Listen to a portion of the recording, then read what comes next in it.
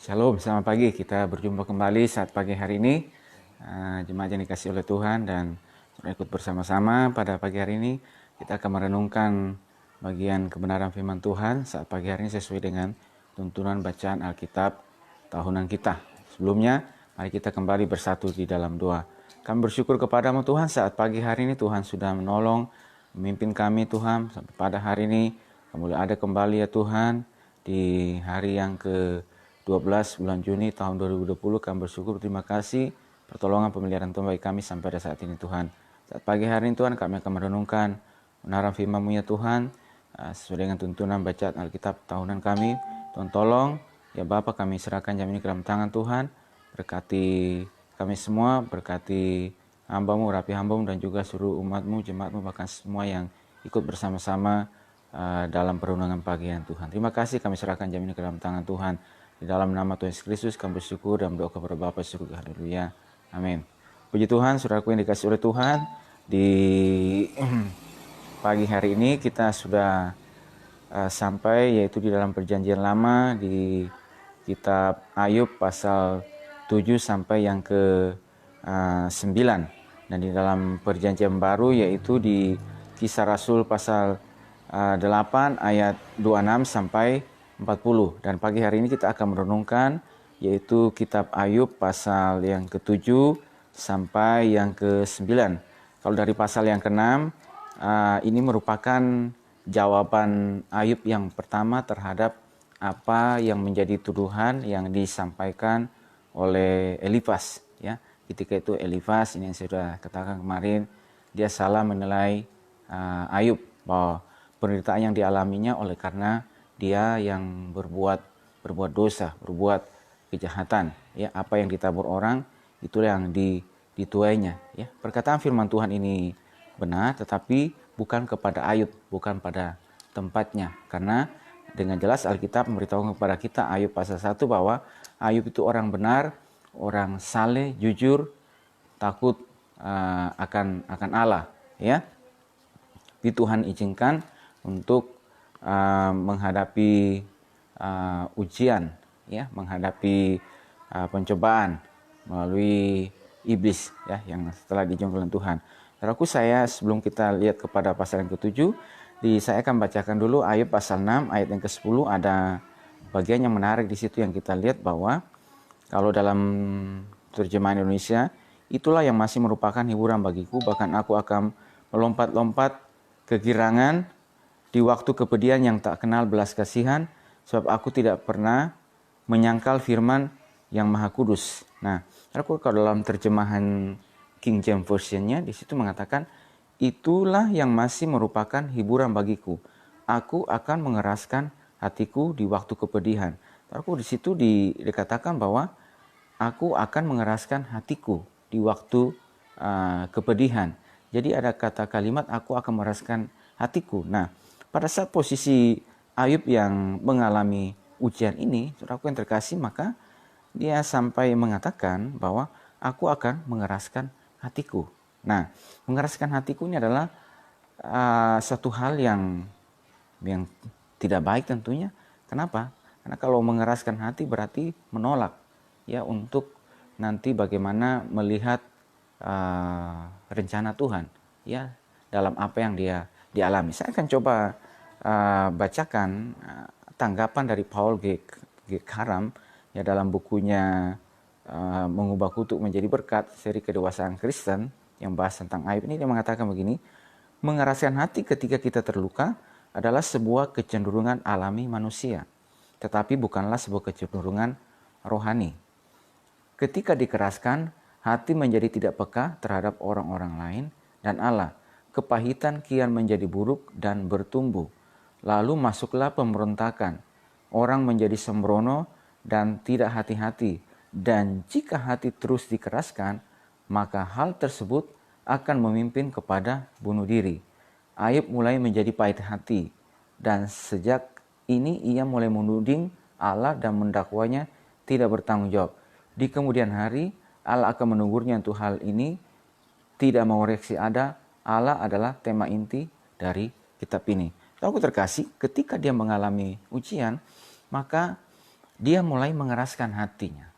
Ya, Ayub mulai mengeraskan hatinya dan menuduh Allah berbuat yang tidak adil, membuat Allah berbuat yang curang kepadanya. Ya, dalam posisi yang demikian. Nah, saudaraku, di bagian-bagian yang berikutnya kita lihat akhirnya Tuhan mengoreksinya, ya. Tuhan mengoreksi Ayub dan Ayub kembali merendahkan diri di hadapan Tuhan, bahwa Tuhanlah yang lebih benar. Saudaraku, ketika ujian pencobaan datang, mari kita melihat kepada rencana Tuhan bagi kehidupan kita. Bahwa pada saat yang bersamaan juga ketika ujian datang, ketika apapun yang Tuhan izinkan kita alami, maka ada kasih karunia yang akan memampukan kehidupan kita untuk boleh bertahan dan menghadapi setiap ujian tersebut. Ya, karena itu kata kuncinya adalah kita berserah kepada Tuhan dan tidak mengeraskan hati, ya, dan mulai menuding Allah berbuat yang curang, membuat Allah berbuat yang tidak adil, gitu ya. Tapi kita harus melihat bahwa ujian-ujian dalam seizin Tuhan dan untuk mendatangkan kebaikan bagi setiap kehidupan kita, ya. Karena kata firman Tuhan, dalam segala perkara Allah turut bekerja untuk mendatangkan kebaikan bagi setiap orang yang mengasihinya. Nah, kalau kita lihat juga dalam pasal yang ke-7 menjadi perenungan kita di saat pagi hari ini, kita lihat di situ bahwa ayat yang ketiga, pasal yang ke-7, demikianlah dibagikan kepadaku bulan-bulan yang sia-sia dan ditentukan kepadaku malam-malam penuh kesusahan. Bila aku pergi tidur, maka pikirku bilakah aku akan bangun, tetapi malam merentang panjang dan aku dicekam oleh gelisah sampai dini hari. Berenga dan abu menutupi tubuhku, kulitku menjadi keras lalu pecah. Hari-hariku berlalu lebih cepat daripada torak dan berakhir tanpa harapan. Ingatlah bahwa hidupku hanya hembusan napas. Mataku tidak akan lagi melihat yang baik. Nah, aku terkasih, di sini mengindikasikan bahwa apa ya pencobaan yang dialami oleh Ayub ini, dan khususnya juga di situ dikatakan bahwa kulitku sudah menjadi keras lalu pecah. Jadi ini kalau menurut Paul Gekarman ini seperti bisul-bisul, ya, yang melanda kepada tubuhnya. Kita tahu pencobaan ujian yang dialami Ayub ini juga ini secara fisik juga yang dialami, ya. Mari kita sampaikan secara jasmani bahwa tubuhnya ditimpa kesakitan yang hebat dan bisul-bisul, dan dia mengalami hal tersebut selama beberapa bulan. Jadi menurut Paul Gekarman ini berapa bulan, dan ini merupakan bukanlah suatu hal yang mudah, ya, yang harus dipikul, ya, yang harus dihadapi, ya, oleh seorang yang bernama Ayub. Dan dia mengatakan di situ bahwa bulan-bulan yang sia-sia. Jadi sudah ada dalam proses terus, sudah memakan waktu yang cukup lama, ya, sehingga bila aku pergi tidur maka pikirku bilakah aku akan bangun. Jadi kalau saya pergi tidur, apakah saya akan bangun lagi? Jadi seolah-olah ini yang tadi dikatakan di pasal yang ke-6, memeraskan hati, dan seolah-olah sepertinya sudah tidak ada harapan, ya, akan apa yang dialami. Kenapa saya harus mengalami ini? Kenapa harus mengalami penderitaan yang begitu hebat? Ya, ekonomi, ya, secara ini semuanya hartanya semuanya habis. Anak-anak juga, ya, mati, ya, dalam badai yang begitu kencang. Dan juga istrinya juga sampai menyuruh dia mengutuk, ya. Dan pada tubuhnya sendiri ada penyakit, ada bisul-bisul, ya. Dan saudaraku, saudaranya, teman-temannya juga datang. Mereka sudah datang itu baik, tetapi salah memberikan penghiburan, salah memberikan kata-kata. Dan akhirnya pada hari ini saudaraku yang terkasih, bahwa dalam kondisi yang berat yang dia alaminya, seolah bahwa saya sudah tidak ada harapan, ya. Apalagi yang saya bisa lakukan? Saya berpikir apakah nanti kalau saya tidur saya akan bangun lagi, gitu, ya. Terus malam menentang panjang dan aku dikecam oleh gelisah sampai dini hari. Malam begitu panjang sekali malam ini. Jadi ketika sore malam tiba maka panjang sekali, ya, artinya bahwa tidak bisa tidur, ya. Dan kata firman Tuhan, dan aku dicekam oleh gelisah sampai dini hari. Jadi dini hari oleh karena situasi yang sedemikian yang dialaminya, ya, situasi yang demikian yang yang Tuhan izinkan dialami. Nah, terus di ayat yang ke-20, kalau aku berbuat dosa, apakah yang telah kulakukan terhadap engkau, ya penjaga manusia? Mengapa engkau menjadikan aku sasaranmu, sehingga aku menjadi beban bagi diriku? Ayat 21. Dan mengapa engkau tidak mengampuni pelanggaranku dan tidak menghapuskan kesalahanku? Karena sekarang aku terbaring dalam debu, lalu engkau mencari aku, tetapi aku tidak akan lagi. Seolah-olah bahwa dari sini aku mengatakan bahwa menuduh Allah berbuat tidak adil, ya, kepada Dia. Kalau aku berbuat dosa, mengapa engkau tidak mengampuni pelanggaranku dan tidak menghapuskan kesalahanku? Kalau aku berbuat dosa, apakah yang telah kulakukan terhadapmu, terhadap engkau, ya, penjaga manusia? Mengapa engkau menjadikan aku sasaranmu, sehingga aku menjadi beban bagi. Saudaraku, di kemudian hari Tuhan menegur Ayub bahwa karena dia menganggap dirinya lebih benar daripada Allah, gitu, sehingga teguran Tuhan perlu datang kepada dia, ya, dan menyampaikan, membuka cakrawala berpikirnya, ya, saudaraku. Jadi yang ingin kita lihat di sini, pencobaan yang dialami, saudaraku yang terkasih oleh, membuat dia mengalami sebuah penderitaan yang begitu hebat, bahkan ada di dalam keluhan-keluhan, ya, yang dihadapi, bahkan sampai dari perkataannya sendiri, dari mulutnya sendiri, menuntut Allah berbuat yang curang, berbuat tidak adil. Bahkan sampai berikutnya, kalau kita lihat pembicaraan berikutnya, bahwa seolah mengatakan bahwa dia lebih benar daripada Allah, ya, bahwa dia mengatakan sampai, kalau kita lihat dalam pembicaraan itu, bahwa saya tidak berbuat yang salah, yang dosa, ya. Dan teman-temannya, sekali lagi saudaraku, bahwa kalau engkau sudah berbuat dosa, ini karena engkau yang berbuat dosa sehingga engkau mengalami hal yang demikian. Nah, kalau terkasih, mari kita belajar dari sini, saudaraku.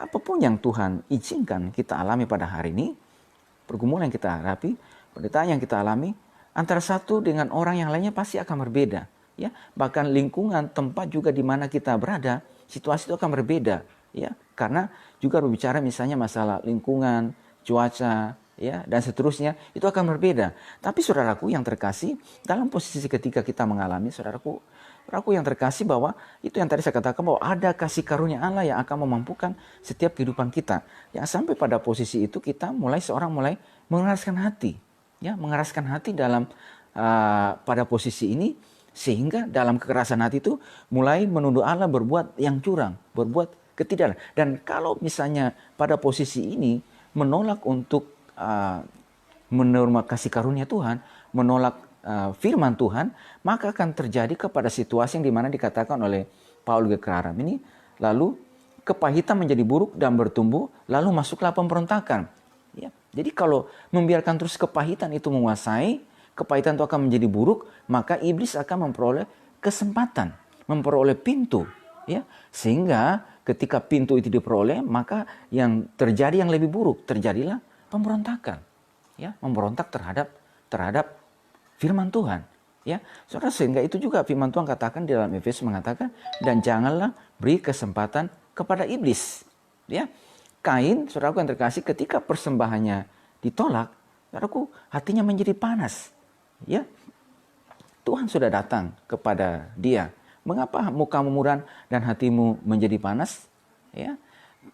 Kalau engkau berbuat baik, ya, dan kata firman Tuhan berikutnya, kalau engkau terus bertahan dalam hal seperti itu, maka dosa sudah mengintip, ya.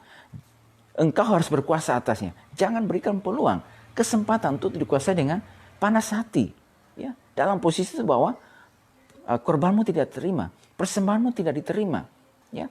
Jangan kepahitan hati yang menguasai kehidupanmu, ya. Kalau kita berada dalam bagian ini, saudara-saudaraku yang terkasih, ya, pergumulan, tantangan, kesulitan, saya katakan bahwa ada kasih karunia Tuhan berlaku atas setiap kehidupan kita. Dan pada posisi itu kita jangan menuduh Allah berbuat yang curang, berbuat tidak adil, bahwa kita sesungguhnya dalam tanda kutip lebih benar, ya, daripada dia. Dan itu yang dikatakan oleh Ayub, ya.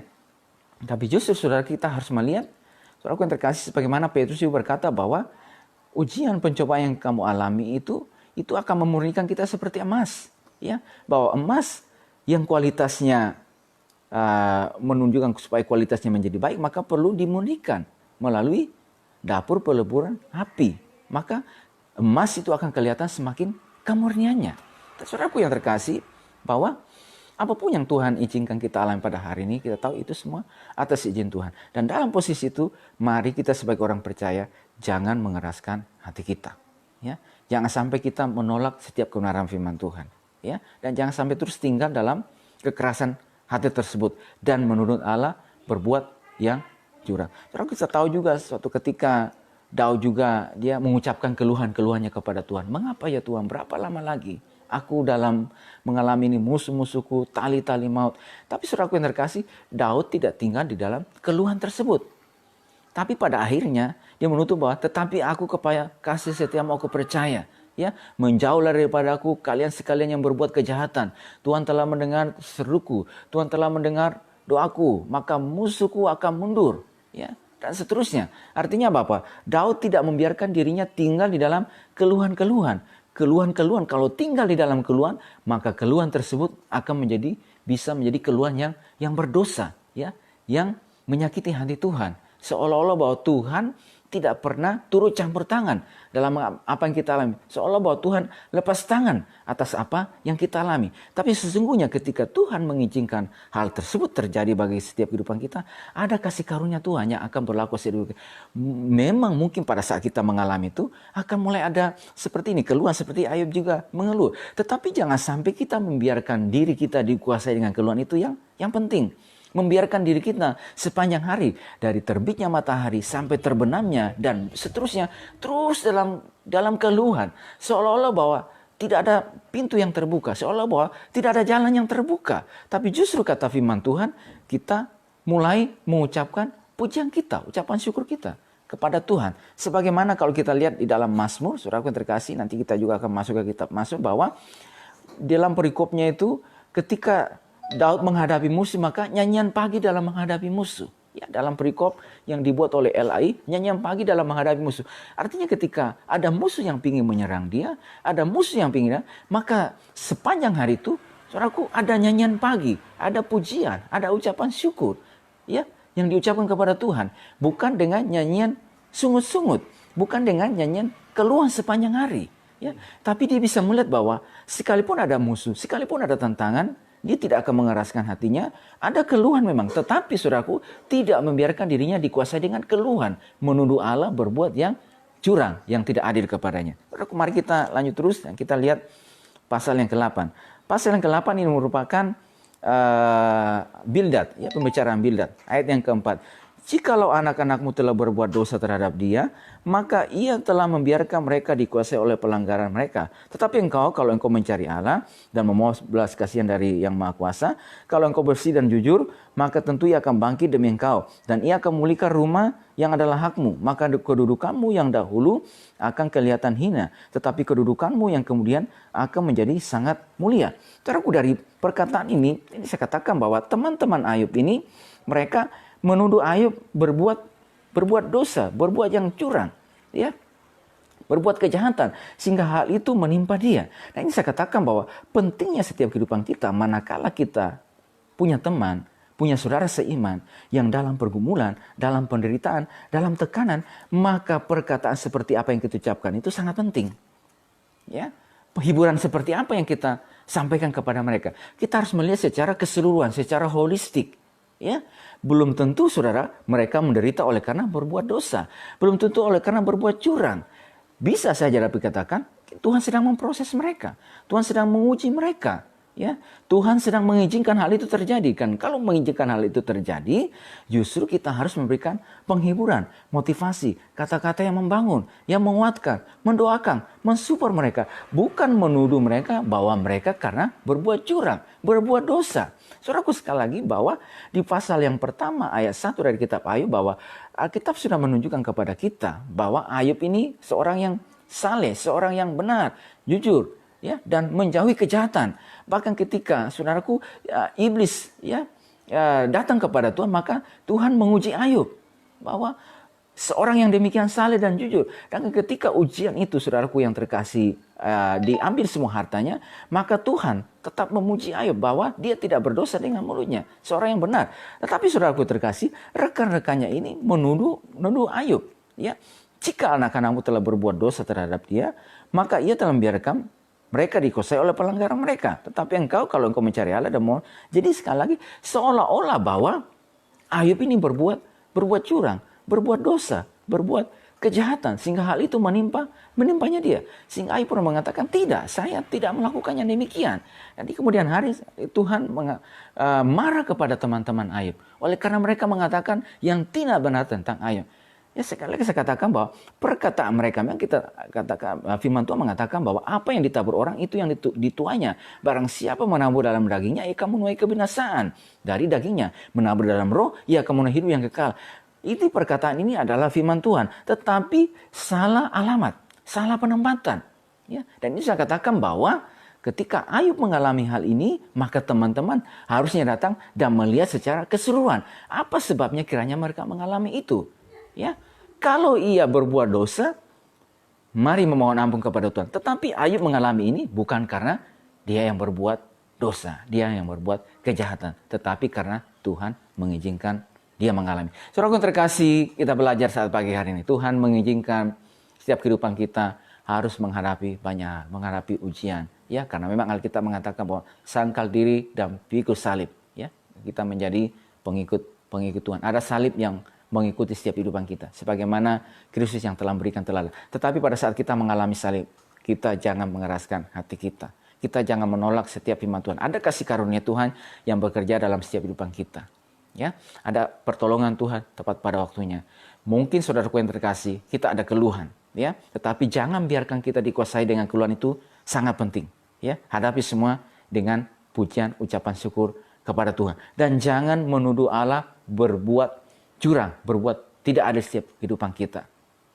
Tuhan kita adalah Tuhan yang maha adil atas kehidupan kita. Bila kita mengalami sesuatu oleh karena pelanggaran kita segera datang memohon ampun kepada Tuhan, memohon Tuhan memulihkan setiap kehidupan kita dan berbalik dari setiap dosa dan pelanggaran kita. Tapi kalau bila kita dalam posisi yang telah dibenarkan oleh Tuhan dan hidup berjalan dalam kebenaran dan Tuhan izinkan menimpa hal pergumulan, penderitaan bagi setiap kehidupan kita, saudaraku, ada kasih karunia Tuhan. Dalam segala hal Allah turut bekerja mendatangkan kebaikan dalam setiap kehidupan kita. Dan kita sebagai sesama umat Tuhan, kita jangan mengambil posisi sebagai teman-teman Ayub. Hadirnya kita itu sudah penting, itu baik. Tetapi apa yang kita ucapkan, apa yang kita katakan mengenai seseorang itu sangat penting. Ya, karena ucapan ini saudaraku bisa seperti pisau yang amat tajam dan akan bisa membuat orang menjadi lebih terpuruk. Karena itu sangat penting. Memahami dengan seutuhnya, memahami dengan secara keseluruhan, memahami dari sudut kacamata firman Tuhan. Lalu memberikan nasihat, arahan, memberikan penerangan, jalan keluar atas situasi hidup saudara seiman kita. Supaya mereka bisa bangkit kembali. Yang kuat menolong yang lemah. Ya, supaya mereka bisa terbangun kembali dan tidak tinggal dalam keadaan terpurukan. Mungkin saudaraku yang terkasih, di antara saudara seiman kita yang pada hari ini mereka sedang menjalani proses, sudah berjalan dalam kebenaran, ya, dan saudaraku terus ya saudara sampai pada hari ini, detik ini, tapi saudaraku kita melihat mendapati mereka terus ya dalam pergumulan, dalam proses. Kita yang hadir saudaraku memberikan kekuatan kepada mereka, memberikan motivasi kepada mereka sesuai firman Tuhan supaya mereka bisa bangkit, mereka tetap kuat menjalani bahwa pada waktunya saudaraku yang terkasih Tuhan akan menjawab dan mendengar setiap seruan doa mereka kepada Tuhan. Saya berdoa setiap kita yang ada pada hari ini seperti jemaat Tuhan dan setiap kita yang ikut bersama-sama, Tuhan berikan kekuatan kepada kita dalam menghadapi setiap pergumulan yang ada, dalam menghadapi tantangan yang ada. Ada kasih karunia Tuhan yang akan mampukan kita untuk menghadapi, melewati semuanya. Ya, saudaraku, dan kita terus tinggal dalam keadaan yang apa? Saudaraku, keadaannya mengatakan bahwa Tuhan, apa rencanamu? Apa maksudmu? Bukan tinggal dalam keadaan yang mengeraskan hati. Kita tahu Tuhan akan menolong setiap kehidupan kita semua. Puji Tuhan, Tuhan memberkati kita semua saat pagi hari ini. Kekuatan Tuhan, pertolongan Tuhan, damai sejahtera Tuhan, sukacita Tuhan menjadi bagian setiap kehidupan kita dalam setiap langkah-langkah kita. Tuhan berkati kita setiap kehidupan kita. Mari kita bersatu dalam doa. Kami syukur kepada-Mu Tuhan saat pagi hari ini. Terima kasih buat renungan firman-Mu saat pagi hari ini Tuhan. Dan apa yang kami renungkan, firman yang kami renungkan, pelajaran dari kisah ya Tuhan tentang Ayub ya Tuhan, membawa kami Tuhan bahwa apapun juga yang kami alami ya Tuhan, setiap beban, setiap tekanan, pergumulan, penderitaan, di mana kami berada ya Tuhan pada saat ini Tuhan, Tuhan selalu ada bagi setiap kehidupan kami ya Tuhan.